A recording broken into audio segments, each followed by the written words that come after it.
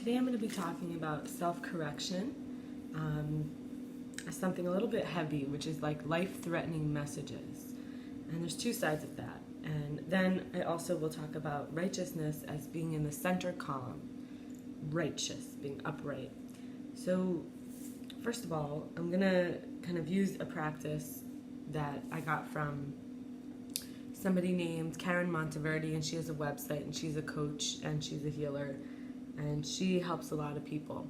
So she says, when you're looking back at your history, and I did this like over a year ago, but it's worth, bringing in for this topic. So you're smarter, stronger, wiser, more adaptable than ever before. It's now safe for you to explore the life-threatening perceived dangers that your child self could not. So I realized the traits that were punished in me that I perpetuate as wrong are to be independent, cerebral, emotional, strong, intense, sensitive, receptive, trusting, and strong. And I look at myself now and I say, wow, that is some of my best parts. I can't believe that for so long I wasn't able to be myself. And the three most harmful traits, she says, look at the three most harmful traits. So the first one that I came up with was poor boundaries / edges. Another was craving externally earned love over internal. And finally, the fear of slowing down and just being. So I was able to see like a lot of the behaviors that come out because of these traits, being in a rush, not knowing who I am, and wanting something from the outside. I would over-text, rage at people, smoking, overeating, procrastinating, compulsive actions, pressuring people, neglecting self-care. Now I'm working with all of this still now, and over-talking, and I feel like I still desperately sometimes am yearning for a mommy. You know what I'm saying? And we learn in Hebrew, amen. Amen is like exercise, like to be, getting stronger, but also to be in faith. And it's also firm. We say amen, but it also means to nurse, to like derive nourishment from. And, when I was doing this work, I recognized that I was often afraid inside that I'd be rejected because they'd always assume I was hurtful in my family. So I was innocent, a human being. It was like a prison. There was no one who saw me, and I still crave to be seen sometimes. These memories, she says, what are these life-threatening dangers, right? So I'm going right into it. And I don't have to stick to mistakes that I can change. I can change my mind, Today I've been thinking about how if we can't change it, think of something, we can change how we think about it. So that's kind of where I'm at. And, I was feeling like my family didn't want to get to know me or see my pain. They loved my sisters more. My parents loved my sisters more, who were less needy, less misbehaving. And my childhood, I really needed love, hugs, validation, encouragement. I didn't have the gentleness and warmth that I was craving. I just felt like they were controlling me, disrespecting me, taking away my dignity. And I didn't feel like I had teachers, friends, or neighbors who knew how powerless I felt for so many years. So you could see why it was very damaging to me in the sense of it felt life-threatening. So there's many times where if I feel disrespected or I don't know who I am or whatever it is, I'm going to react very strongly because it felt life-threatening. So self-correction is as life-threatening messages means that my life is not being threatened when I get triggered, but it triggers a time when it felt like my life was threatened. So she says, write anything that comes to mind. I wrote, as I'm learning about this, who I am now, even though I wrote this a year ago. Being a leader is okay. I won't get mocked, overpowered, or degraded for my ideas. Feeling pleasure, pain isn't something to hide or be embarrassed about. There isn't one person I need to rely on for everything, including feeling lovable. Just because I don't get what I want doesn't mean no one loves me. That's a big one. It's healthy and okay to trust myself and body and feelings more than I trust someone else's. And I'm not a failure if I make mistakes. I'm not doomed just because I'm powerless temporarily over something. So I'm going to move into something like, what happens to me, like, for example, with a man, before I move into the next thing, is like, if I feel like he will let me, sort of,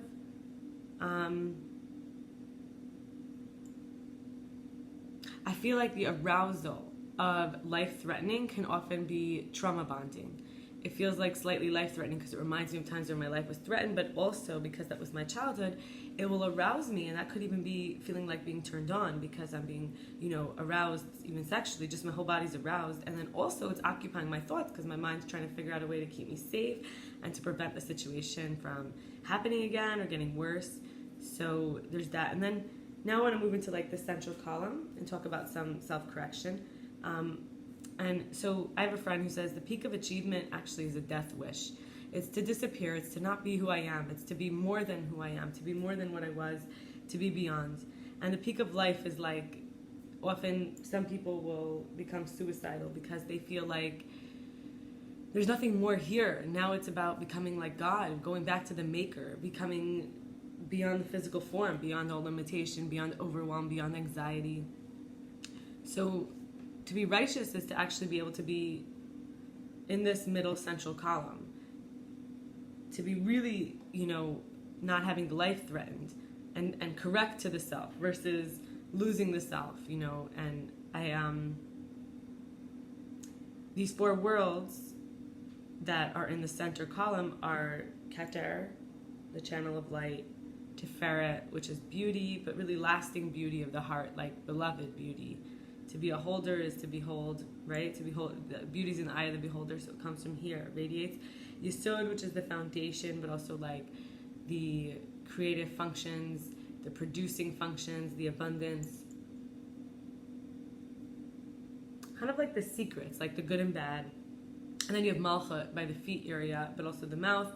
And that's to do with like speech, sovereignty, being who we are, exactly who we are.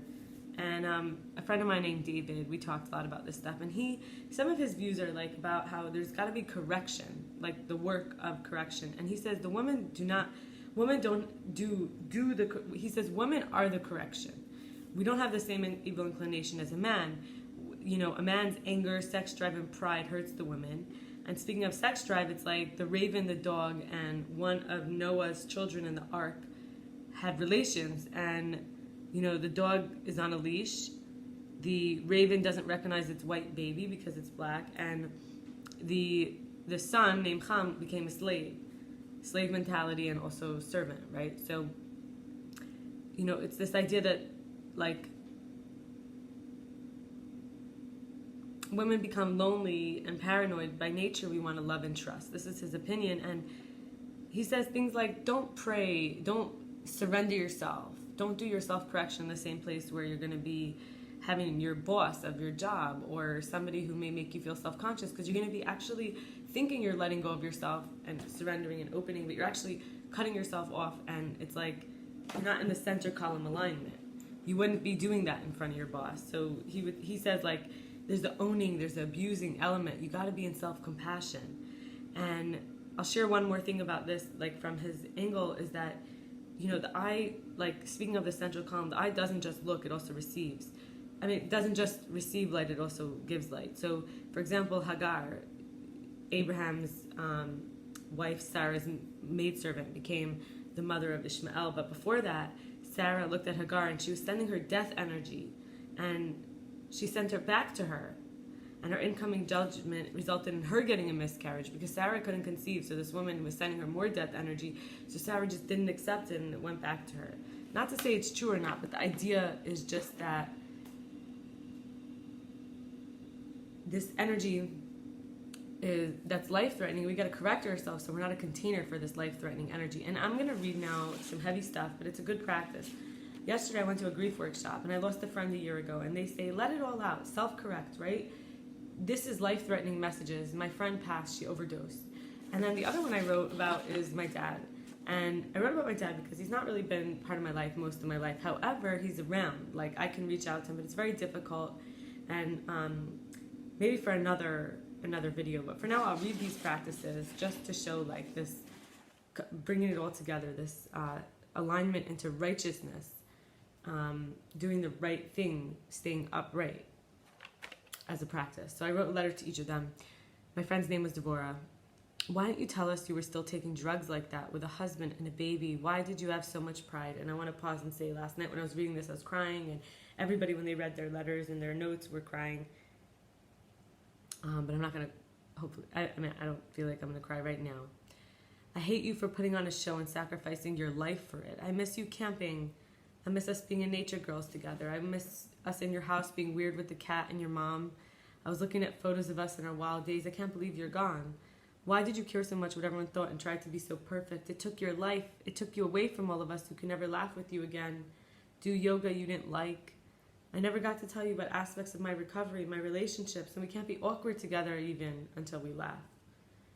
I moved to Crown Heights, and it makes it harder because of all the places we walked together, made memories together. I'm sorry I wasn't there towards the end when you were so overwhelmed. I wish I didn't ignore you those times when I could have even had one more conversation with you. I miss making art together. I know you 17 years, and we've been constants in each other's lives even when we lost touch for periods. I remember you did my makeup and designed pictures for me before you became a makeup artist or graphic designer, and I can't wipe away the lonely feeling from the good memories.